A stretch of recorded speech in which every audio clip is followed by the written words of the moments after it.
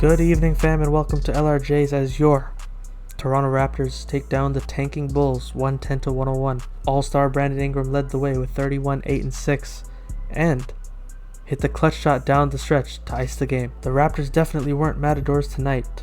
They came back from the break locked in defensively, forcing 11 turnovers in the first quarter, but their shot didn't make the trip back with them, as they made their first three midway through the second quarter, and it was still tough from there. And give the Bulls credit, even after gutting their roster at the trade deadline and not winning since, they gave Toronto a tough time today, helped a bit by some shaky Toronto performances. I mean, not to single him out, but Jakob Poeltl, what were you doing tonight? 16 minutes, 2 points, and 0 rebounds?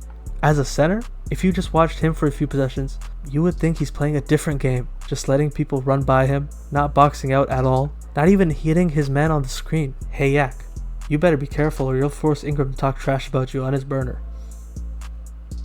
Oh wait, that was KD? Kevin! But overall, fine game from the Raptors. They'll look to cruise to a victory on Sunday against the Giannis-less Bucks.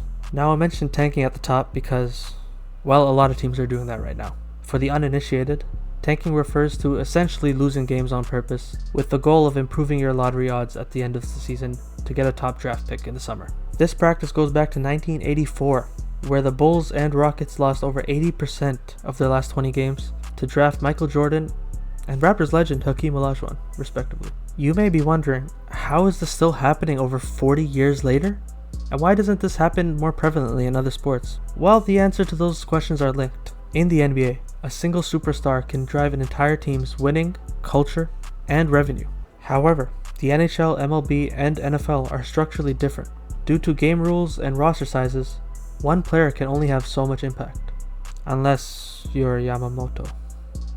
Now I should mention, the NBA has tried to curb this habit. They increased the playoff pool from 8 teams to 10, flattened the odds so that the best odds you can get are only 14%, but this has clearly not been a deterrent, as teams are as bold as ever. Some of the common tactics are trading away your best players like the Bulls did, or being extra cautious with injury.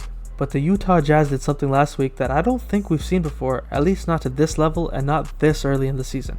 In 2 separate games, they were playing well and leading heading into the fourth quarter, when, inexplicably, their 2 star players were glued to the bench for the rest of the game. Unsurprisingly, the entire NBA community went up in arms at this blatant attempt at losing and started a national discussion at ways to try to fix this. The NBA fined the Jazz $500K and stated today that they are going to establish more anti-tank rules into next season. If the rules are as strict as they're being reported, I think we know why they're finally doing something. And the funny part of all this is that the Jazz actually won one of those games.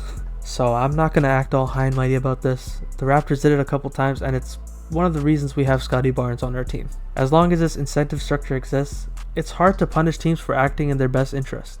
So just hide it better, Utah. Finishing off tonight's show is the heartbreaking loss in the women's Olympic final. The US edged out Canada 2-1 in overtime, leaving Canada with the silver. Just devastating.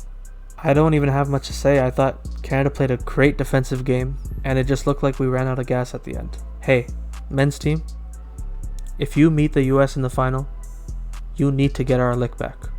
And that's all from me tonight. I'm gonna go drown my sorrows. But I'll be back with you again on Saturday to recap the semifinals and preview the gold medal game. Now, on to the next one.